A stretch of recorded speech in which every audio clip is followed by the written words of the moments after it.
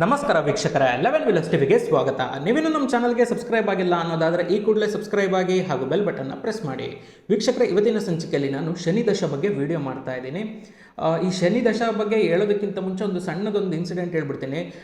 So ಈ video ಏನಿದೆಯಲ್ಲ, ನಾನು ಒಂದು ವಾರದ ಮುಂಚೆನೇ ಮಾಡಬೇಕಿತ್ತು. ಏನಕ್ಕೆ ಒಂದು ವಾರ ಲೇಟ್ ಆಗ್ತಾ ಇದೆ ಅನ್ನೋದಾದರೆ ನನಗೂ ಗೊತ್ತಿಲ್ಲ ರೀಸನ್ನು. ಸೊ ಇಂಟರ್ನೆಟ್ ಇತ್ತು, ಕ್ಯಾಮ್ರಾ ಇತ್ತು, ಮೈಕ್ ಇತ್ತು, ಕರೆಂಟ್ ಇತ್ತು, ನನಗೆ ಮಾಡೋದಕ್ಕೆ ಇಂಟ್ರೆಸ್ಟು ಇತ್ತು. ಬಟ್ ಸ್ಟಿಲ್ ನನ್ನ ಕೈಲಿ ಈ ವಿಡಿಯೋ ಮಾಡೋದಕ್ಕಾಗಿರಲಿಲ್ಲ. ಏನಕ್ಕೆ? ಶನಿ ದಶ ಅನ್ನೋದೇ ಆ ರೀತಿಯಾಗಿ ಈ ಥರ ಚಾಲೆಂಜಸ್ನ ಕೊಡುತ್ತೆ. ಬಟ್ ಸ್ಟಿಲ್ ಆಗೋ ಕೆಲಸ ಆಗುತ್ತೆ, ಆಗಲ್ಲ ಅಂತಲ್ಲ. ಬಟ್ ನಿಧಾನಕ್ಕಾದರೂ ಆಯಿತು, ಆಗುತ್ತೆ. ನಾನು ಈ ವಿಡಿಯೋ ಮಾಡೋದಕ್ಕಿಂತ ಮುಂಚೆ ಹಲವಾರು ಮಂತ್ರಗಳನ್ನು ಹೇಳಿದ್ದೀನಿ. ಹಾಗಾಗಿ ಮೋಸ್ಟ್ಲಿ ನನಗೆ ಈ ವಿಡಿಯೋ ಮಾಡೋದಕ್ಕೆ ಪಾಸಿಬಿಲಿಟೀಸ್ ಆಗ್ತಾ ಇದೆಯೋ ಗೊತ್ತಿಲ್ಲ. ಬಟ್ ಸ್ಟಿಲ್ ಶನಿ ದಶ ಅನ್ನೋದು ಎಫೆಕ್ಟ್ಸ್ನಂತೂ ಕೊಡುತ್ತೆ. ಹಂಗಂತೇಳಿ ನನಗೆ ಶನಿ ದಶ ನಡೀತಾ ಇದೆ ಅಂತ ಅಲ್ಲ, ನನಗೆ ಬೇರೆ ದಶ ನಡೀತಾ ಇದೆ. ಬಟ್ ಸ್ಟಿಲ್ ಶನಿ ದಶ ಬಗ್ಗೆ ನಾನು ನಿಮಗೆ ಮಾಹಿತಿ ಹಂಚ್ಕೋಬೇಕಂದ್ರೂ ಕೂಡ ಈ ರೀತಿಯಾದಂಥ ಅಡೆತಡೆಗಳು ಬರ್ತಾ ಇದೆ. ಅಂದರೆ ಶನಿ ದಶ ನಿಮ್ಮ ಲೈಫಲ್ಲಿ ಬರ್ತಾ ಇದೆ ಅಂದರೆ ಖಂಡಿತವಾಗಿ ಸಣ್ಣ ಪುಟ್ಟ ಒಂದು ಚಾಲೆಂಜಸ್ಸು ನೀವು ಕೂಡ ಫೇಸ್ ಮಾಡಬೇಕಾಗತ್ತೆ. ಏನೇನು ಚಾಲೆಂಜಸ್ನ ಫೇಸ್ ಮಾಡಬೇಕು, ಸೊ ಏನೇನು ಒಂದು ಪರಿಹಾರಗಳನ್ನು ಮಾಡಿಕೊಂಡ್ರೆ ನೀವು ಫೇಸ್ ಮಾಡೋವಂಥ ಪ್ರಾಬ್ಲಮ್ಗಳಲ್ಲಿ ಕಮ್ಮಿ ಆಗುತ್ತೆ, ಇದೆಲ್ಲದನ್ನು ನಾವು ನೋಡ್ತಾ ಹೋಗೋಣ. ದಯವಿಟ್ಟು ವಿಡಿಯೋನ ಕೊನೆ ತನಕ ನೋಡಿ. ಮೊದಲನೇದಾಗಿ, ಶನಿ ದಶ ಅನ್ನೋದು 19 ವರ್ಷಗಳ ಕಾಲ ಬರುವಂಥ ದಶ, ಗುರುದಶ ಆದ ನಂತರ ಬರುವಂಥ ದಶ. ಸೊ ಏನಾಗುತ್ತೆ, ಗುರುದಶದಲ್ಲಿ ತುಂಬ ಚೆನ್ನಾಗಿ ಎಂಜಾಯ್ ಮಾಡಿರ್ತಾರೆ, ಕೆಲವೊಂದಿಷ್ಟು ಜನ ತುಂಬ ಸಫರ್ ಮಾಡಿರ್ತಾರೆ. ಸೊ ಇಲ್ಲಿ ಎಂಜಾಯ್ ಮಾಡಿರೋವಂಥವ್ರು ಶನಿ ದಶದಲ್ಲಿ ಸ್ವಲ್ಪ ಮಟ್ಟಿಗೆ ಕಾಮಗೆ, ಕೂಲಾಗೆ ಯಾವುದೇ ಥರ ಪರಿಸ್ಥಿತಿ ಬಂದರೂ ಕೂಡ ನಿಭಾಯಿಸಬೇಕಾಗತ್ತೆ. ಅಥವಾ ಒಂದು ಗುರುದಶದಲ್ಲಿ ಸಫರ್ ಮಾಡಿರೋರು ನೀವು ಅಷ್ಟೇ, ನಿಮಗೆ ಆಲ್ರೆಡಿ ತಾಳ್ಮೆ ಕೊಟ್ಟಿರ್ತಾನೆ ದೇವರು. ಯಾಕಂದರೆ 16 ವರ್ಷ ಆಲ್ರೆಡಿ ಕಷ್ಟನ ಅನುಭವಿಸಿರ್ತೀರ. ಶನಿ ದಶ ಬಂದಾಗ ನಿಮಗೆ ಒಂದು ಸ್ವಲ್ಪ ಸುಖ ಪಡೋವಂಥ ಟೈಮು. ಅಂದರೆ ನೀವೆಲ್ಲ ಕಷ್ಟಪಟ್ಟು ಸಾಲ ಮಾಡಿ, ಆಸ್ತಿ ಮಾಡಿ ಮನೆ ಕಟ್ಟಿರ್ತೀರ ಅಂತ ಅಂದ್ಕೊಳ್ಳೋಣ. ಶನಿ ದಶದಲ್ಲಿ ನಿಮಗೆ ಸಾಲ ಎಲ್ಲ ತೀರಿರ್ಬೋದು, ಒಂದು ಸ್ವಲ್ಪ ಆರಾಮಾಗಿ, ಒಂದು ಸ್ವಲ್ಪ ನೆಮ್ಮದಿಯಾಗಿ ಮನೆಯಲ್ಲೇ ಇರೋವಂಥ ಒಂದು ಅನುಭವ ಆಗುತ್ತೆ. ಈ ರೀತಿಯಾಗಿ ಒಂದು ಸಣ್ಣ ಪುಟ್ಟ ಡಿಫ್ರೆನ್ಸ್ಗಳು ಖಂಡಿತ ಇರುತ್ತೆ ಗುರುದಶಕ್ಕೂ ಹಾಗೂ ಶನಿ ದಶಗೂ. ಬೇರೆ ಪಾಯಿಂಟ್ಸ್ಗಳನ್ನು ನಾವು ನೋಡ್ತಾ ಹೋಗೋದಾದರೆ, ಮೊದಲಿಗೆ ಶನಿ ದಶ ಅನ್ನೋದು ನಿಮಗೆ ಏನಾದ್ರು 60 ವರ್ಷದೊಳಗಡೆ ಬರ್ತಾ ಇದೆ ಅನ್ನೋದಾದರೆ ನೀವು ತುಂಬ ಲಕ್ಕಿ ಅಂತ. ಅಂದರೆ ಜಸ್ಟ್ ನಿಮಗೆ ಇವಾಗ 59 ವರ್ಷ, ನಿಮಗೆ ಇವಾಗ ಶನಿ ದಶ ಬರ್ತಾ ಇದೆ ಅಂದರೂ ಕೂಡ ನೀವು ಲಕ್ಕಿನೇ. ಅರ್ಥ ಆಯ್ತಾ? ಸೊ ಏನಕ್ಕೆ? ಎಲ್ಲ ಥರ ಕಷ್ಟನ ಫೇಸ್ ಮಾಡೋವಂಥ ಎಬಿಲಿಟಿ ಇರುತ್ತೆ. ಸೊ ಲೈಫ್ ಅಂದಮೇಲೆ ಚಾಲೆಂಜಸ್ ಇದ್ದೇ ಇರುತ್ತೆ ಅಲ್ವಾ? ಆ ಚಾಲೆಂಜಸ್ನ ಫೇಸ್ ಮಾಡೋದಕ್ಕೆ ಕೆಪಬಿಲಿಟಿನ ಕಲಿಸೋದಕ್ಕೆ ಬರೋದೇ ಶನಿ ದಶ. ಹಾಗಾಗಿ 60 ವರ್ಷದೊಳಗಡೆ ನಿಮಗೆ ಶನಿ ದಶ ಬರ್ತಾ ಇದೆ ಅನ್ನೋದಾದರೆ ನೀವು ಲಕ್ಕಿ. ನೀವು ಯಾವುದೇ ಥರ ಯೋಚನೆ ಮಾಡೋದು ಬೇಡ. ಕಷ್ಟಗಳು ಬರುತ್ತೆ, ಬಂದರೂ ಕೂಡ ಎಲ್ಲದನ್ನು ಫೇಸ್ ಮಾಡಿ ನಿಲ್ಬೋದು. ಹಾಗಂತೇಳಿ ಶನಿ ದಶ ಅಂದ ತಕ್ಷಣಕ್ಕೆ ಎಲ್ಲರಿಗೂ ಕಷ್ಟ ಅಂತಲೇ ಅಲ್ಲ. ತುಂಬ ಜನ ರಿಚ್ ಅಂದರೆ ಒಂದು ಸುಪ್ರೀಮಾಗಿ ರಿಚ್ ಆಗುವಂಥ ಒಂದು ಕಾಂಬಿನೇಷನ್ಗಳು ಕೂಡ ಶನಿ ಕೊಡುತ್ತೆ. ಬಟ್ ಅದನ್ನು ಅವರಿಗೆ ಸುಮ್ಮನೆ ಅಂತೂ ಕೊಡಲ್ಲ. ಅವರು ಕೂಡ ಏನೋ ಒಂದು ಸರಿಯಾಗಿ ಅದಕ್ಕೆ ತಕ್ಕನಂಗೆ ಕರ್ಮ ಮಾಡಿರಬೇಕಾಗತ್ತೆ, ಅದಕ್ಕೆ ತಕ್ಕನಂಗೆ ಕೆಲಸಗಳನ್ನು ಮಾಡಿರಬೇಕಾಗತ್ತೆ. ಆವಾಗಲೇ ಆ ಥರ ಒಂದು ಬರುತ್ತೆ ಅಲ್ವಾ? ನೆಕ್ಸ್ಟ್ ಪಾಯಿಂಟ್ ಏನಂದರೆ, ಶನಿ ದಶ ಬರೋದಕ್ಕಿಂತ ಮುಂಚೆ ಯಾರ್ಯಾರಿಗೆ ನಾವೇನು ಜಾಸ್ತಿ ಕಷ್ಟಪಡೋದು ಬೇಕಿಲ್ಲಪ್ಪ, ಆರಾಮಾಗಿ ದುಡಿಬೋದು, ಆರಾಮಾಗಿ ದುಡ್ಡು ಬರುತ್ತೆ ಅಂತ ಅಂದ್ಕೊತಿರ್ತಾರೆ ಮನಸ್ಸಲ್ಲಿ, ಅವ್ರಿಗೂ ಕೂಡ ಸಣ್ಣದಾಗೆ ಮನಸ್ಸು ಚೇಂಜ್ ಆಗುತ್ತೆ. ಇಲ್ಲಪ್ಪ, ಕಷ್ಟಪಡಬೇಕಾಗತ್ತೆ, ಜೀವನದಲ್ಲಿ ಕಷ್ಟಪಟ್ಟು ಹಣ ಮಾಡೋಣ, ಅಥವಾ ಜೀವನದಲ್ಲಿ ಕಷ್ಟಪಟ್ಟರೆ ನಾವು ಉದ್ಧಾರ ಆಗೋದು ಅನ್ನೋದೊಂದು ಮೈಂಡ್ಸೆಟ್ ಏನಿದೆಯಲ್ಲ, ಮೈಂಡ್ಸೆಟ್ಟೇ ಚೇಂಜ್ ಆಗ್ತಾ ಬರುತ್ತೆ. ಅಂದರೆ ಈ ಮೈಂಡ್ಸೆಟ್ ಚೇಂಜ್ ಆಗಬೇಕು ಅನ್ನೋದಾದರೆ ಕೆಲವೊಂದಿಷ್ಟು ಸಂದರ್ಭಗಳನ್ನು, ಸನ್ನಿವೇಶಗಳನ್ನು ಅವ್ರು ಅನುಭವಿಸ್ಬೇಕಾಗತ್ತಲ್ವ. ಅದೆಲ್ಲದಕ್ಕೂ ನಿಮ್ಮ ಮನಸ್ಥಿತಿನ ಚೇಂಜ್ ಮಾಡೋದಕ್ಕೆ ಯಾವ ಥರದ ಸನ್ನಿವೇಶಗಳು ಬೇಕು, ಯಾವ ಥರ ಸಂದರ್ಭಗಳು ಬೇಕು, ಅದೆಲ್ಲದನ್ನು ಕ್ರಿಯೇಟ್ ಮಾಡೋದ್ರಲ್ಲಿ ಶನಿ ದಶ ಎತ್ತಿದ ಕೈ ಅಂತ ಹೇಳ್ಬೋದು. ಸೊ ನಿಮ್ಮ ಮನಸ್ಸಲ್ಲಿ ನೀವೇ ಸ್ಟಾರ್ಟಿಂಗಲ್ಲಿ ಬದಲಾವಣೆ ಮಾಡ್ಕೊಳ್ಳಿ. ಕಷ್ಟಪಡಬೇಕು, ಜೀವನದಲ್ಲಿ ಹಣ ಮಾಡಬೇಕು ಅಂದರೆ ಕಷ್ಟಪಡಬೇಕು, ಯಾವುದೇ ಥರ ಶಾರ್ಟ್ಕಟ್ಸ್ನ ತೊಗೋಬಾರ್ದು. ನಿಮ್ಮ ಮನಸ್ಸಲ್ಲಿ ನೀವೇ ಸ್ವಲ್ಪ ಅದನ್ನು ಚೇಂಜಸ್ ಮಾಡ್ಕೊಳ್ಳೋದ್ರಿಂದ ಕೆಲವೊಂದಿಷ್ಟು ಸನ್ನಿವೇಶಗಳನ್ನು ನೀವು ಫೇಸ್ ಮಾಡೋವಂಥ ಒಂದು ಸಂದರ್ಭನೇ ಬರೋದಿಲ್ಲ. ಇನ್ನು ಯಾರ್ಯಾರಿಗೆ ಒಂದು ಸ್ವಲ್ಪ ಈ ಒಂದು ಮೈಂಡ್ಸೆಟ್ ಇರುತ್ತೆ, ಅಂದರೆ ಒಂದು ಸ್ವಲ್ಪ ನಾವು ಯಾವಾಗಲೂ ಕಷ್ಟಪಡಬೇಕು, ಕಷ್ಟಪಟ್ಟರೆ ಮುಂದಕ್ಕೆ ಬರೋದು ಅನ್ನೋ ಮೈಂಡ್ಸೆಟ್ ಮುಂಚೆಯಿಂದನೂ ಇರುತ್ತೆ. ಶನಿ ದಶ ಬಂದ ಮೇಲೆ ಈ ಬದಲಾವಣೆ ಆಗುತ್ತೆ ಅಂತಲ್ಲ, ಮುಂಚೆಯಿಂದನೂ ಅವ್ರಿಗೆ ಒಂದು ಮೈಂಡ್ಸೆಟ್ ಇರುತ್ತೆ, ಕಷ್ಟಪಟ್ಟು ದುಡಿಬೇಕು, ಕಷ್ಟಪಟ್ಟು ಮಾಡಬೇಕು ಎಲ್ಲದನ್ನು, ಆವಾಗಲೇ ನಮಗೆ ದುಡ್ದಿದ್ದು ಕೈಗತ್ತೋದು ಅನ್ನೋದೆಲ್ಲ ಒಂದು ಮೈಂಡ್ಸೆಟ್ ಇರುತ್ತೆ. ಆ ಥರ ಜನಗಳಿಗೆ ಏನಾಗುತ್ತೆ, ಕೆಲಸ ಇನ್ನೂ ಜಾಸ್ತಿ ಆಗುತ್ತೆ.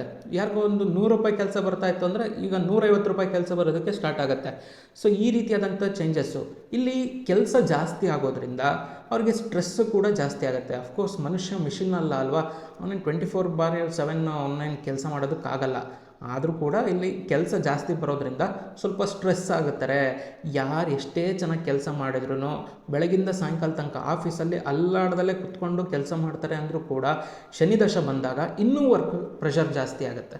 ಸೊ ಈ ಥರ ಪ್ರೆಷರು ಜಾಸ್ತಿ ಆದಾಗ ಅವ್ರಿಗೆ ಒಂದು ಸ್ವಲ್ಪ ಮನುಷ್ಯನಿಗೆ ಒಂದು ಬ್ರೇಕ್ ಡೌನ್ ಪಾಯಿಂಟ್ ಅಂತ ಇರುತ್ತೆ, ಅವರಿಗೆ ಕೆಲಸದ ಮೇಲೆ ಬೇಜಾರಾಗ್ಬಿಡುತ್ತೆ. ಈ ರೀತಿಯಾಗಿ ಆಗುವಂಥದ್ದು.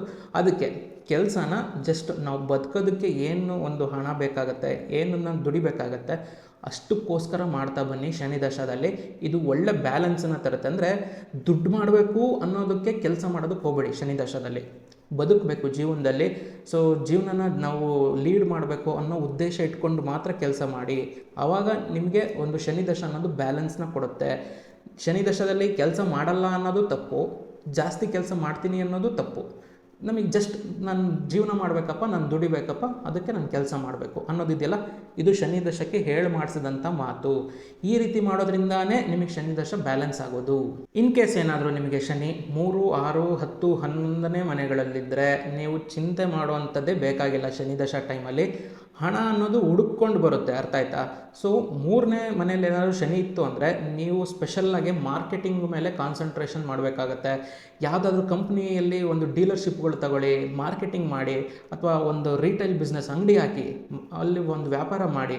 ಇದೆಲ್ಲದನ್ನು ಕೂಡ ಚೆನ್ನಾಗಿ ಆಗ್ತಾ ಬರುತ್ತೆ. ಇನ್ನು 6, 10, 11ರಲ್ಲಿದ್ದರೆ ಲೈಫು ನಿಮ್ಮನ್ನು ಅದೇ ಕರ್ಕೊಂಡು ಹೋಗೋದಕ್ಕೆ ಸ್ಟಾರ್ಟ್ ಮಾಡುತ್ತೆ. 3ರಲ್ಲಿದ್ದರೆ ಏನಾಗುತ್ತೆ, ಸ್ವಲ್ಪ ಮಟ್ಟಿಗೆ ನೀವು ಕಷ್ಟಪಡಬೇಕು, ನೀವೇ ದಾರಿ ಹುಡುಕೋಬೇಕಾಗತ್ತೆ. ಬಟ್ ಆದರೆ 6, 10, 11ನೇ ಮನೆಯಲ್ಲಿ ಶನಿ ಇದ್ದರೆ ಅದು ದಾರಿ ತೋರಿಸುತ್ತೆ, ಲೈಫೇ ನಿಮಗೆ ದಾರಿ ತೋರಿಸುತ್ತೆ. ನೀವೇನು ಜಾಸ್ತಿ ಕಷ್ಟಪಡೋದು ಬೇಕಾಗಿಲ್ಲ. ಅದ್ರ ಪಾಡಿಗೆ ಅದು ದುಡಿಸ್ಕೊತಾ ಇರುತ್ತೆ, ನಿಮಗೆ ಹಣ ಕೊಡ್ತಾ ಇರುತ್ತೆ, ಹಣ ಕಿತ್ಕೊತಾ ಇರುತ್ತೆ. ಒಟ್ಟಿನಲ್ಲಿ ನಿಮಗೆ ಶನಿ ದಶ ಪಾಸ್ ಆಗೋದು ಗೊತ್ತಾಗಲ್ಲ. ನಾರ್ಮಲಾಗಿ ಒಂದು ಜೀವನ ನಾರ್ಮಲ್ ಆಗಿದ್ದರೆ ಯಾವ ಥರ ಇರುತ್ತಲ್ಲ ಆ ರೀತಿಯಾಗಿ ನೀವು ಆರಾಮಾಗಿ ಲೀಡ್ ಮಾಡ್ಬೋದು. ನೀವು ಯಾವುದೇ ಥರ ವರಿ ಮಾಡ್ಕೊಳ್ಳೋದು ಬೇಕಾಗಿಲ್ಲ. ಇನ್ ಕೇಸ್ ಶನಿ ನೀಚ ಆಗಿದ್ದರೆ, ವಕ್ರ ಆಗಿದ್ದರೆ, ಯಾವುದೇ ಸಂದರ್ಭದಲ್ಲಾದರೂ ಸರಿ ನಿಮಗೆ ಶನಿ ಏನಾದರೂ 3, 6, 10, 11ರಲ್ಲಿತ್ತು ಅಂದರೆ ನೀವು ವರಿ ಮಾಡ್ಕೊಳ್ಳೋದು ಬಿಟ್ಬಿಡಿ, ಆರಾಮಾಗಿ ಇದ್ದುಬಿಡಿ. ಈ ಥರ ಕಾಂಬಿನೇಷನ್ಸ್ ಇತ್ತು ಅಂತ ಅಂದ ತಕ್ಷಣಕ್ಕೆ ನಿಮಗೆ ಒಂದೇ ಸತಿ ಸಕ್ಸಸ್ ಆಗ್ತೀರ ಅಂತಲ್ಲ, ನಿಮ್ದು ಯಾವತ್ತೂ ಕೂಡ ಸ್ಲೋ ಗ್ರೋತ್ ಆಗಿರುತ್ತೆ. ಬಟ್ ಸ್ಲೋ ಗ್ರೋತ್ ಆದ್ರೂ ಡೆಫಿನೆಟ್ಲಿ ಅದೊಂದು ಖಂಡಿತವಾಗಿ ನೀವು ರೆಸ್ಪೆಕ್ಟ್ ಕೊಡುವಂಥ ಗ್ರೋತೇ ಆಗಿರುತ್ತೆ. ಅಂದರೆ ಒಂದು ಬೇವಿನ ಮರ ಬೆಳೆಯುತ್ತೆ ಗೊತ್ತಲ್ವ, ಆ ರೀತಿ ಒಂದು ಆಲದ ಮರ ಬೆಳೆಯುತ್ತಲ್ವ, ಆ ರೀತಿ ನಿಮ್ಮ ಗ್ರೋತ್ ಇರುತ್ತೆ. ಅಂದರೆ 10 ವರ್ಷ ಆದ್ರೂ ನಿಮ್ಮ ಬೆಳವಣಿಗೆ ನಿಮಗೆ ಕಾಣಿಸೋದೇ ಇಲ್ಲ. ಆದರೆ ಒಂದು ಸತಿ ಬೆಳೆದು ನಿಂತ್ಕೊತೀರಾ, ಬೆಳೆದು ನಿಂತ್ಕೊಂಡ್ರೆ ಅಷ್ಟು ಒಂದು ಸ್ಟೇಬಲ್ಲಾಗೆ ಎಂಥ ಬಿರುಗಾಳಿ ಬಂದ್ರೂ ಬಗ್ಗಲ್ಲ, ಎಂಥ ಬರಗಾಲ ಬಂದ್ರೂ ಬಗ್ಗಲ್ಲ. ಆ ರೀತಿಯಾಗಿ ಬೆಳೆದು ನಿಂತ್ಕೊಳ್ಳೋಂತಹ ತಾಕತ್ತು, ಕೆಪಾಸಿಟಿ ಶನಿ ಕೊಡುತ್ತೆ. ಈ ಸ್ಪೆಸಿಫಿಕ್ ಕಾಂಬಿನೇಷನ್ ಅಂದರೆ ಈ ಸ್ಪೆಸಿಫಿಕ್ ಮನೆಗಳಲ್ಲಿದ್ದಾಗ 11ನೇ ಮನೆ ಆಗಿತ್ತು, ಶನಿ ನೀಚ ಆಗಿದೆ, ಸೂರ್ಯ ಉಚ್ಚ ಆಗಿದೆ, ಸೂರ್ಯನ ಜೊತೆ ಕಾಂಬಿನೇಷನ್ನು ಇವಾಗಲೂ ಹಿಂಗೆ ಕೆಲಸ ಮಾಡುತ್ತಾ? ಡೆಫಿನೆಟ್ಲಿ ಹಂಗೆ ಕೆಲಸ ಮಾಡೇ ಮಾಡುತ್ತೆ. ಸ್ವಲ್ಪ ಸೋಂಬೇರಿತನ ಕೊಡುತ್ತೆ, ಬಟ್ ಸ್ಟಿಲ್ ಒಂದು ಮಾಡೋ ಎಫೆಕ್ಟ್ಸ್ಗಳಲ್ಲಿ ಯಾವುದೇ ಥರ ತೊಂದರೆ ಇಲ್ಲ. ಖಂಡಿತ ಆಗಿ ಈ ರೀತಿಯಾದಂಥ ಫಲಗಳನ್ನು ಕೊಡುತ್ತೆ. ಆದರೆ ಒಂದು ದಿವಸದ್ದು ನೀವು ಎಕ್ಸ್ಪೆಕ್ಟೇಷನ್ಸ್ ಮಾಡೋಂಗಿಲ್ಲ. ಅಂದರೆ ಇವತ್ತು ನಾನು ಒಂದು ಯಾವುದೋ ಒಂದು ಬೀಜ ಹಾಕಿದ್ದೀನಿ, ನಾಳೆಗೆ ಅದು ಮರ ಆಗುತ್ತೆ ಅಂತ ಅಂದ್ಕೊಳ್ಳೋಂಗೆ ಇಲ್ಲ.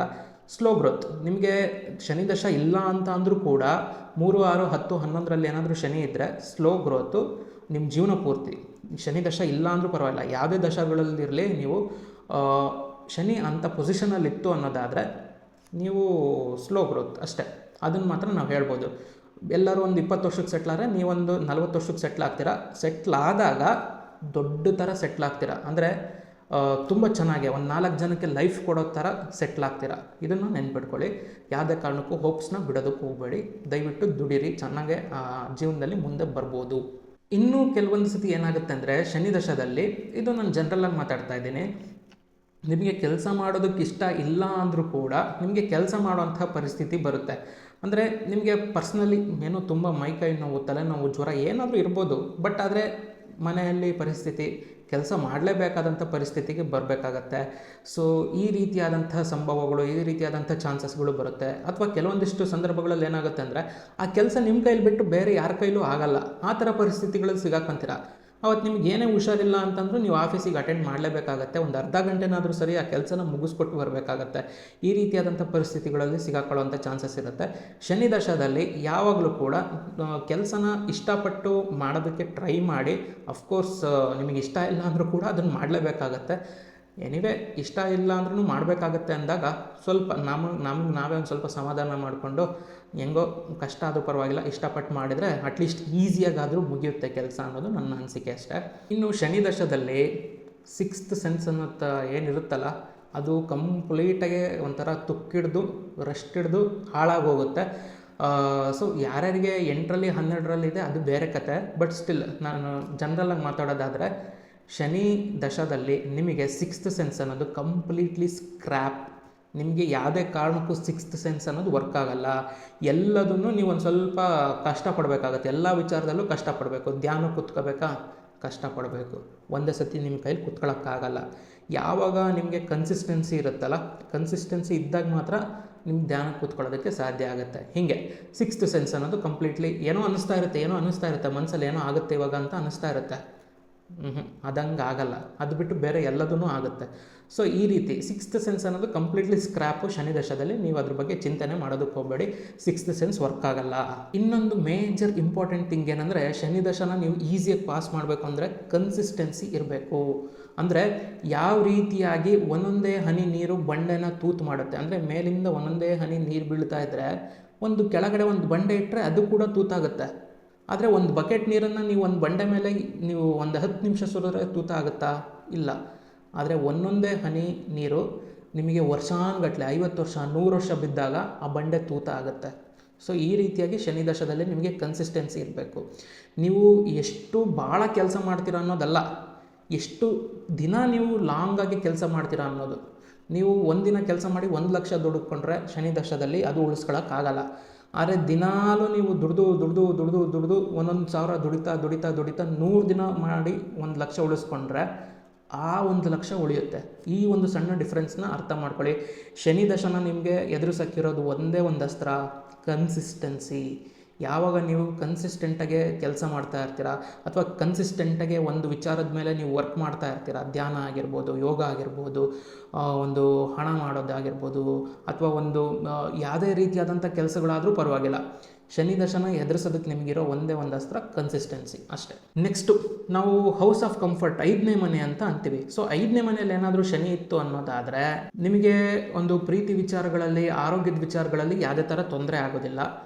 ಕೆಲಸದ ವಿಚಾರಗಳಲ್ಲಿ ಒಂದು ಸ್ವಲ್ಪ ಸಣ್ಣ ಪುಟ್ಟದಾಗಿ ಬ್ರೇಕಿಂಗ್ ಡೌನ್ ಆಗ್ತಾ ಇರುತ್ತೆ. ಅಂದರೆ ಒಂದು ಕೆಲಸ ಮಾಡ್ತಾ ಇರ್ತೀರ, ಆ ಕೆಲಸ ಬಿಟ್ಬಿಟ್ಟು ಇಮಿಡಿಯೇಟಾಗಿ ಚೇಂಜ್ ಮಾಡ್ಬೋದು. ಆಫ್ಕೋರ್ಸ್ ಒಳ್ಳೆ ವಿಚಾರಕ್ಕೆ ಆಗ್ಬೋದು. ಸಾಫ್ಟ್ವೇರ್ ಇಂಜಿನಿಯರ್ಸ್ಗಳೆಲ್ಲ 2-3 ವರ್ಷಕ್ಕೆ ಒಂದೊಂದು ಸತಿ ಕಂಪ್ನಿಗಳು ಚೇಂಜ್ ಮಾಡ್ತಾ ಇರ್ತಾರೆ ಅಂತ ಕೇಳಿರ್ಬೋದು.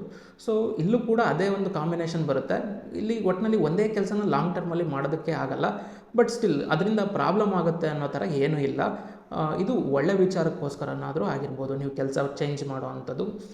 ಬಟ್ ಆರೋಗ್ಯ, ಪ್ರೀತಿ ವಿಚಾರಗಳಲ್ಲಿ ಯಾವುದೇ ಥರ ತೊಂದರೆ ಇಲ್ಲ. ಆದರೆ ನಾವು 5ನೇ ಮನೆಯನ್ನು ಕಂಫರ್ಟಬಲ್ ಹೌಸ್ ಅಂತ ಅಂತೀವಿ, ಹೌಸ್ ಆಫ್ ಕಂಫರ್ಟ್ ಅಂತ ಅಂತೀವಿ. ನಿಮಗೆ ಶನಿ ಏನಾದರೂ 5ನೇ ಮನೆಯಲ್ಲಿದ್ದಾಗ ನಿಮಗೆ ಕಂಫರ್ಟಬಲ್ ಆಗಿರೋದಕ್ಕಾಗಲ್ಲ. ಒಂಥರ ಯಾವಾಗಲೂ ಒಂದು ರೀತಿಯಾದಂಥ ಒತ್ತಡ. ಸೊ ಕೆಲಸ ಮುಗಿಸ್ದಲೇ ನಿಮಗೆ ನಿದ್ದೆ ಬರಲ್ಲ. ಆ ರೀತಿಯಾದಂಥ ಒಂದು ಅನುಭವಗಳು ನಿಮಗೆ ಆಗ್ತಾ ಇರ್ಬೋದು. ಈ ಟೈಮಲ್ಲಿ ಏನು ಮಾಡಬೇಕು? ಕೆಲಸ ಮುಗಿಸಿ ಆರಾಮಾಗಿ ಕೂತ್ಕೊಳ್ಳಿ ಅಷ್ಟೇ. ಅದನ್ನು ನಾನು ಹೇಳ್ಬೋದು. ಯಾರ್ಯಾರಿಗೆ ಲಗ್ನದಲ್ಲಿ ಅಂದರೆ 1ನೇ ಮನೆಯಲ್ಲಿ ಹಾಗೂ 2ನೇ ಮನೆಯಲ್ಲಿ ಶನಿ ಇರುತ್ತೆ, ನಿಮಗೆ ಫಸ್ಟ್ ಹಾಫು ಸ್ವಲ್ಪ ಕಷ್ಟ ಇರುತ್ತೆ. ಸ್ವಲ್ಪ ಕಷ್ಟ ಅಂತ ಅಂದರೆ ಒಂದು 10 ವರ್ಷ ಕಷ್ಟ ಇರುತ್ತೆ. 19 ವರ್ಷದ ದಶ ಅಲ್ವಾ. ಸೊ ಮೇಜರ್ ಪ್ರಾಬಬಲಿ ಒಂದು 10 ವರ್ಷಗಳ ಕಾಲ ನೀವು ಸ್ವಲ್ಪ ಕಷ್ಟಪಡಬೇಕಾಗತ್ತೆ. 11ನೇ ವರ್ಷದಿಂದ ನಿಮಗೆ ಯಾವುದೇ ಥರ ತೊಂದರೆಗಳು ಬರೋದಿಲ್ಲ. ಸೊ ಏನಕ್ಕೆ ಕಷ್ಟಪಡೋದು ಅಂದರೆ ಏನೋ ಗುಡ್ಡ ಕಡಿಯೋವಂಥ ಕೆಲಸ ಅಲ್ಲ, ಮಾಡೋವಂಥ ಕೆಲಸದಲ್ಲಿ ಸ್ವಲ್ಪ ನಿಮಗೆ ಇನ್ವಾಲ್ವ್ಮೆಂಟು ಇರಬೇಕಾಗುತ್ತೆ. ಒಂದು ನೀವು ಕೆಲಸ ಮಾಡುವಂಥ ಸಂದರ್ಭಗಳಲ್ಲಿ ಮನೆ ಕಡೆ ಯೋಚನೆ ಬರುವಂಥದ್ದು, ಮನೆಯಲ್ಲಿದ್ದಾಗ ಕೆಲಸದ ಕಡೆ ಯೋಚನೆ ಬರುವಂಥದ್ದು, ಈ ರೀತಿಯಾದಂಥ ಕಷ್ಟಗಳು, ಸಂದರ್ಭಗಳು ಬಂದೇ ಬರುತ್ತೆ. ನಿಮಗೂ ಕೂಡ ಕನ್ಸಿಸ್ಟೆನ್ಸಿನೇ ಅಸ್ತ್ರ. ನೀವು ಯಾವಾಗ ಕನ್ಸಿಸ್ಟೆಂಟಾಗಿ ವರ್ಕ್ ಮಾಡ್ತಾ ಇರ್ತೀರ, ನಿಮಗೆ ಯಾವುದೇ ಥರ ಪ್ರಾಬ್ಲಮ್ಗಳನ್ನು ಕೂಡ ಫೇಸ್ ಮಾಡ್ಬೋದು. ಸೊ ಫಸ್ಟು 2nd ಹೌಸಲ್ಲಿ ಶನಿ ಮೊದಲನೇ ಅರ್ಧ ಭಾಗ ಸ್ವಲ್ಪ ಕಷ್ಟ ಕೊಡುತ್ತೆ, 2ನೇ ಅರ್ಧ ಭಾಗ ತುಂಬ ಚೆನ್ನಾಗಿ ನೋಡ್ಕೊಳುತ್ತೆ. ಯಾವುದೇ ಥರ ಪ್ರಾಬ್ಲಮ್ ಇರೋದಿಲ್ಲ ಇನ್ ದ ಸೆನ್ಸ್ ಈಸಿಯಾಗೆ ಮುಗಿದೋಗುತ್ತೆ. ಅಂದರೆ ಫಸ್ಟ್ 10 ವರ್ಷ ಕಷ್ಟಪಟ್ಟಷ್ಟು 2ನೇದಾಗಿ 2nd ಹಾಫಲ್ಲಿ ಅಂದರೆ ನೆಕ್ಸ್ಟ್ 9 ವರ್ಷ ನೀವು ಕಷ್ಟಪಡುವಂಥದ್ದು ಸಂದರ್ಭಗಳು ಬರೋದಿಲ್ಲ. ಕಷ್ಟ ಇರುತ್ತೆ, ಕಂಪ್ಯಾರಿಟಿವ್ಲಿ ಕಮ್ಮಿ ಅಷ್ಟೇ. ಇನ್ನು ಶನಿ ಏನಾದರೂ 4, 7, 9ನೇ ಮನೆಯಲ್ಲಿದ್ದರೆ ನಿಮಗೆ ಪರ್ಸ್ನಲ್ ಇಶ್ಯೂಸು ಬರುವಂಥದ್ದು. ಪರ್ಸ್ನಲ್ ಇಶ್ಯೂಸ್ ಬರುತ್ತೆ ಅಂದರೆ ಫ್ಯಾಮಿಲಿ ಇಶ್ಯೂಸ್ ಬರುತ್ತೆ. ಆದರೆ ಹಣಕಾಸಿನ ವೈಸು ನಿಮಗೆ ಸಿಗಬೇಕಾದ ಸಿಗುತ್ತೆ. ಯಾವಾಗಲೂ ಕೈಯಲ್ಲಿ ಹಣ ಇರುತ್ತೆ. ಒಂದು ಸ್ವಲ್ಪ ಏನಾದರೂ ಎಮರ್ಜೆನ್ಸಿ ಬಂದಾಗ ಒಂದು ಸ್ವಲ್ಪ ಹಣ ಸಿಗುತ್ತೆ, ಏನೂ ತೊಂದರೆ ಆಗೋದಿಲ್ಲ. ನೆಕ್ಸ್ಟು ನಿಮಗೇನಾದರೂ 8, 12ನೇ ಮನೆಗಳಲ್ಲಿ ಶನಿ ಇದ್ದರೆ ಇದು ಒಂದು ಸ್ವಲ್ಪ ಟಫ್ ಕಾಂಬಿನೇಷನ್ನು. ಯಾವುದೇ ಥರ ಮುಚ್ಚುಮರೆ ಮಾಡಿಕೊಂಡು ನನಗೇನು ಆಗಬೇಕಾಗಿಲ್ಲ. ಇರೋದನ್ನು ಹೇಳ್ತಾ ಇದ್ದೀನಿ. ಈ ಸಂದರ್ಭಗಳಲ್ಲಿ ನೀವು ಕಷ್ಟನ ಅನುಭವಿಸಲೇಬೇಕಾಗತ್ತೆ. ಇನ್ ಕೇಸ್ ಏನಾದರೂ ವಿಪರೀತ ರಾಜಯೋಗ ಇದ್ದರೆ ಮಾತ್ರ ಈ ಥರ ಒಂದು ಸ್ಥಿತಿಗಳು ಕ್ಯಾನ್ಸಲೇಷನ್ ಆಗುತ್ತೆ. ಅದರ್ವೈಸ್ 8-12ನೇ ಮನೆಯಲ್ಲಿದ್ದರೆ ಶನಿ, ನಿಮಗೆ ಶನಿ ದಶ ಬಂತು ಅಂದರೆ ಸ್ವಲ್ಪ ಕಷ್ಟಪಡೋದಕ್ಕೆ ನೀವು ರೆಡಿ ಆಗಿಬಿಡಿ. ಎಲ್ಲದನ್ನೂ ಅಕ್ಸೆಪ್ಟ್ ಮಾಡ್ಕೊಳ್ಳೋದು ಬಿಟ್ಟು ಬೇರೆ ದಾರಿ ಇಟ್ಕೊಳಕ್ಕೆ ಹೋಗಬೇಡಿ. ಒಂಥರ ನಿಮಗೆ ಕೆಲಸ ಇದ್ದರೆ ಕೆಲಸದಲ್ಲಿ ತೊಂದರೆ ಆಗೋದಕ್ಕೆ ಸ್ಟಾರ್ಟ್ ಆಗುತ್ತೆ, ಆರೋಗ್ಯದಲ್ಲಿ ತೊಂದರೆ ಆಗೋದಕ್ಕೆ ಸ್ಟಾರ್ಟ್ ಆಗುತ್ತೆ. ಹೀಗೆ ಒಂದಾದ್ಮೇಲೆ ಒಂದು ಪ್ರಾಬ್ಲಮ್ಮು, ಏನೋ ಒಂದು ಪ್ರಾಬ್ಲಮ್ ಬರುತ್ತೆ, ಏನೋ ಕಷ್ಟಪಟ್ಟು ಅದನ್ನು ಸಾಲ್ವ್ ಮಾಡ್ಕೊತೀರ ಅನ್ನೋಷ್ಟೊತ್ತಿಗೆ ಇನ್ನೊಂದು ಪ್ರಾಬ್ಲಮ್ ರೆಡಿ ಆಗ್ತಾ ಇರುತ್ತೆ. ಬಟ್ ಪ್ರಾಬ್ಲಮ್ ರೆಡಿ ಆಗೋದಕ್ಕಿಂತ ಮುಂಚಿನ ಒಂದು ದಿನ ಅದಕ್ಕೆ ಸೊಲ್ಯೂಷನ್ ಕೂಡ ರೆಡಿಯಾಗಿರುತ್ತೆ. ಅದನ್ನು ಏನು ಅಂತ ಹುಡುಕಬೇಕು, ಅದೇ ಜೀವನ ಅಲ್ವಾ? ಸೊ ಹಿಂಗಾಗಿ ಧೈರ್ಯವಾಗಿರಿ. ಏನು ಆಗೋವಂಥದ್ದು ಏನು ಹೆಚ್ಚು ಕಮ್ಮಿ ಆಗುತ್ತೆ ಅನ್ನೋದಕ್ಕಿಂತ ಕಷ್ಟಗಳು ಬರುತ್ತೆ. ಡೆಫಿನೆಟ್ಲಿ 8ನೇ ಮನೆ 12ನೇ ಮನೆಯಲ್ಲಿ ಶನಿ ಇದ್ದಾಗ ಅದನ್ನು ಫೇಸ್ ಮಾಡಬೇಕಾಗತ್ತೆ. ಶನಿ ದಶದಲ್ಲಿ ಯಾವಾಗ ನೀವು ಶನಿ ದಶದಲ್ಲಿ ಈ ಕಷ್ಟಗಳನ್ನು ಫೇಸ್ ಮಾಡ್ತೀರಾ, ಆವಾಗ ನಿಮಗೆ ಒಂದು ಜಾಸ್ತಿ ಹಣ ಬರುವಂಥದ್ದು, ಇದು ತುಂಬ ಇದು ಒಂಥರ ಯೋಗನೂ ಹೌದು. ಆದರೆ ಆ ಒಂದು 19 ವರ್ಷಗಳ ಕಾಲ ಅನುಭವಿಸ್ಬೇಕಲ್ಲ, ಅದು ಯಾವುದೇ ನರ್ಕಕ್ಕಿಂತ ಕಮ್ಮಿ ಇರಲ್ಲ. ಆ ರೀತಿಯಾಗಿ ಅನುಭವಿಸೋ ಥರ ಮಾಡುತ್ತೆ. ಎನಿವೆ ಈ ಒಂದು ಸಂದರ್ಭದಲ್ಲಿ ಕಬ್ಬಣನ ಒಂಥರ ಕಾಯಿಸಿ ನೀರಲ್ಲಿಟ್ಟಾಗ ಯಾವ ರೀತಿ ಗಟ್ಟಿ ಆಗುತ್ತೆ, ಆ ರೀತಿ ನೀವು ಕೂಡ ಗಟ್ಟಿ ಆಗ್ತೀರಾ. ನೆಕ್ಸ್ಟ್ ಯಾವುದೇ ಸಂದರ್ಭಗಳಲ್ಲಿ ಕೂಡ ನಿಮಗೆ ಹಿಂಜರಿಯುವಂಥ ಮಾತೇ ಬರೋದಿಲ್ಲ. ಆದರೆ 8-12ರಲ್ಲಿದ್ದರೆ ಈ ಥರ ಕಷ್ಟ ಬರುತ್ತೆ ಸರಿ. ಏನಾದರೂ ವಿಪರೀತ ರಾಜಯೋಗ ಏನಾದರೂ ಕ್ರಿಯೇಟ್ ಆಗಿತ್ತು ಅನ್ನೋದಾದರೆ ಅದೇನು ಕ್ರಿಯೇಟ್ ಆಗುತ್ತೆ, ನಾನು ನೆಕ್ಸ್ಟ್ ಯಾವಾಗಾದರೂ ವೀಡಿಯೋ ಮಾಡ್ತೀನಿ. ಏನಾದರೂ ವಿಪರೀತ ರಾಜಯೋಗ ಕ್ರಿಯೇಟ್ ಆಗಿತ್ತು ಅನ್ನೋದಾದರೆ ಮುಗೀತು, ನಿಮ್ಮ ಕಷ್ಟಗಳೆಲ್ಲ ಕ್ಯಾನ್ಸಲೇಷನ್ನು. ನಾನು ಹೇಳಿದ್ದು ಪೂರ್ತಿ ರಿವರ್ಸ್ ಆಗುತ್ತೆ. ಯಾವಾಗಲೂ ಕೂಡ ಒಂದು ಬೇರೆ ಆಳುಗಳಿಂದ ನೀವು ಸೇವೆ ಮಾಡಿಸ್ಕೊಳ್ಳುವಂಥ ಒಂದು ಯೋಗ ಕೂಡ ಬರುವಂಥ ಚಾನ್ಸಸ್ಸು ಇರುತ್ತೆ. ಇಲ್ಲಿ ರಿಸ್ಕು ಕೂಡ ಅಷ್ಟೇ ಇದೆ. ವಿಪರೀತ ರಾಜಯೋಗ ಬರಲಿಲ್ಲ ಅಂತ ಅಂದರೆ ಮುಗೀತು ಕತೆ. ಆದರೆ ವಿಪರೀತ ರಾಜಯೋಗ ಬಂದರೆ ಈ ರೀತಿಯಾದಂಥ ಯೋಗ ಕನ್ವರ್ಟ್ ಆಗಿಬಿಡುತ್ತೆ ಒಂದೇ ಸತಿಗೆ, ಎರಡನೇ ಮಾತಿಲ್ದಲೆ. ಇದನ್ನು ದಯವಿಟ್ಟು ನೀವು ಕೇರ್ಫುಲ್ಲಾಗಿರಿ. ನಾನು ಕೊಡೋವಂಥ ಒಂದು ಪರಿಹಾರಗಳನ್ನು ಮಾಡ್ಕೊಳ್ಳಿ, ಅದರಿಂದ ಖಂಡಿತ ನಿಮ್ಮ ಕಷ್ಟಗಳು ಕಮ್ಮಿ ಆಗೇ ಆಗತ್ತೆ. ಎಲ್ಲ ಮನೆಗಳನ್ನು ಸಹ ಕಂಪ್ಲೀಟ್ ಮಾಡಿದ್ದೀನಿ. ನಿಮಗೆ ಶನಿ ಯಾವುದೇ ಥರ ಮನೆಗಳಲ್ಲಿರಲಿ ಏನು ತೊಂದರೆ ಇಲ್ಲ. ಆದರೂ ಸಹ ನಿಮಗೆ ಶನಿ ದಶ ಬಂದರೆ ಹಣಕಾಸಿನ ಸಮಸ್ಯೆ, ಆರೋಗ್ಯದ ಸಮಸ್ಯೆ ಸಹಜವಾಗೇ ಬಂದೇ ಬರುತ್ತೆ. ಆರೋಗ್ಯದ ಸಮಸ್ಯೆ ಇನ್ನೂ ಸ್ವಲ್ಪ ಕಮ್ಮಿ ಅಂತ ಹೇಳ್ಬೋದು, ಬಟ್ ಹಣಕಾಸಿನ ಸಮಸ್ಯೆ ಏನಿದೆಯಲ್ಲ ಖಂಡಿತವಾಗಿ ಬಂದೇ ಬರುತ್ತೆ. ನೀವು ಯಾವುದೇ ಥರ ಯೋಚನೆ ಮಾಡೋವಂಥದ್ದು ಬೇಕಾಗೇ ಇಲ್ಲ. ಎಂಥದೇ ಮನೆಯಲ್ಲಿರಲಿ ಶನಿ, 11ನೇ ಮನೆಯಲ್ಲಿರಲಿ ಶನಿ, 10ನೇ ಮನೆಯಲ್ಲಿರಲಿ ಶನಿ, 6ನೇ ಮನೆಯಲ್ಲಿರಲಿ ಶನಿ, ಎಲ್ಲಿದ್ದರೂ ಕೂಡ ಸಹಜವಾಗಿ ಹಣಕಾಸಿನ ಸಮಸ್ಯೆಗಳು ಬರುತ್ತೆ. ಅದು ಯಾವ ಪೊಸಿಷನಲ್ಲಿದೆ ಅನ್ನೋದ್ರ ಮೇಲೆ ಆ ಸಮಸ್ಯೆ ಎಷ್ಟು ದಿನ ಇರುತ್ತೆ ಅನ್ನೋದು ಡಿಪೆಂಡ್ ಆಗಿರುತ್ತೆ. ಅರ್ಥ ಆಯ್ತಾ? ಈ ವಿಚಾರನ ನೀವು ಅರ್ಥ ಮಾಡ್ಕೊಳ್ಳಿ. ಇನ್ನೊಂದು ಪಾಯಿಂಟು, ನಿಮಗೆ ಸಾಡೆ ಸಾತಿಯಲ್ಲಿ ಏನಾದರೂ ಪ್ರಾಬ್ಲಮ್ ಆಗ್ತಾ ಇದೆ ಅಂದ ತಕ್ಷಣಕ್ಕೆ ನಿಮಗೆ ಶನಿ ದಶದಲ್ಲೂ ಪ್ರಾಬ್ಲಮ್ ಆಗುತ್ತೆ ಅಂತ ಅಂದ್ಕೊಳಕ್ಕೆ ಹೋಗಬೇಡಿ. ಫಾರ್ ಎಕ್ಸಾಂಪಲ್ ಹೇಳೋದಾದರೆ, ನಿಮಗೆ ಯಾವುದೋ ಒಂದು ದಶ ನಡೀತಾ ಇದೆ, ಬೇರೆ ಯಾವುದೋ ಶುಕ್ರ ದಶ ನಡೀತಾ ಇದೆ ಅಂತ ಅಂದ್ಕೊಳ್ಳೋಣ ಸುಮ್ಮನೆ ಎಕ್ಸಾಂಪಲಿಗೆ. ಸಾಡೆ ಸಾತಿ ಬರುತ್ತೆ. ಸಾಡೆ ಸಾತಿ ಒಂದು 7.5 ವರ್ಷ ನಿಮಗೆ ಸ್ವಲ್ಪ ಕಷ್ಟ ಆಗುತ್ತೆ. ನೆಕ್ಸ್ಟು ಶನಿ ದಶಕ್ಕೆ ಹೆದರ್ಕೊಂಡು ಕೂತ್ಕೊಳ್ಳೋವಂಥ ಅಗತ್ಯ ಇಲ್ಲ. ಸಾಡೆ ಸಾತಿ ಕೊಡುವಂಥ ಎಫೆಕ್ಟ್ಸೇ ಬೇರೆ, ಶನಿ ದಶ ಕೊಡುವಂಥ ಎಫೆಕ್ಟ್ಸೇ ಬೇರೆ. ಸಾಡೆ ಸಾತಿಯಲ್ಲಿ ಸಹಜವಾಗೇ ಎಲ್ಲರಿಗೂ ತೊಂದರೆ ಆಗುತ್ತೆ. ಆದರೆ ಶನಿ ದಶದಲ್ಲಿ ಎಲ್ಲರಿಗೂ ತೊಂದರೆ ಆಗಲೇಬೇಕು ಅಂತ ಏನಿಲ್ಲ. ಶನಿಯ ಪೊಸಿಷನ್ ಮೇಲೆ ಅದು ಡಿಪೆಂಡ್ ಆಗ್ತಾ ಬರುತ್ತೆ. ಸಾಡೆ ಸಾತಿಯಿಂದ ನಿಮಗೆ ತೊಂದರೆ ಆಗ್ತಾ ಇದೆ ಅನ್ನೋ ಕಾರಣಕ್ಕೇ ನಿಮಗೆ ಒಂದು ಶನಿ ದಶದಲ್ಲಿ ತೊಂದರೆ ಆಗುತ್ತೆ ಅಂತ ಅಂದ್ಕೊಳ್ಳೋದಿದೆಯಲ್ಲ, ಅದು ದೊಡ್ಡ ತಪ್ಪು. ಆ ಥರ ಅಂದ್ಕೊಳ್ಳೋದಕ್ಕೆ ಹೋಗಬೇಡಿ. ಇದೆಲ್ಲದು ಸರಿ, ಆದರೆ ಶನಿ ದಶದಲ್ಲಿ ನೀವೇನಾದರೂ ಒಂದು ನರ್ಸು ಅಥವಾ ಒಂದು ಡಾಕ್ಟರು ಅಥವಾ ಒಂದು ಮೆಡಿಕಲ್ ಶಾಪಲ್ಲಿ ಕೆಲಸ ಮಾಡ್ತಾ ಇರ್ತೀರಾ, ಪೌರ ಕಾರ್ಮಿಕರು ಅಂದರೆ ಕಸ ಎಲ್ಲ ತೆಗಿತಾರೆ ಅಲ್ವಾ, ಮನೆ ಮನೆಗೂ ಬಂದು ಕಸ ಎತ್ಕೊಂಡು ಹೋಗ್ತಾರೆ.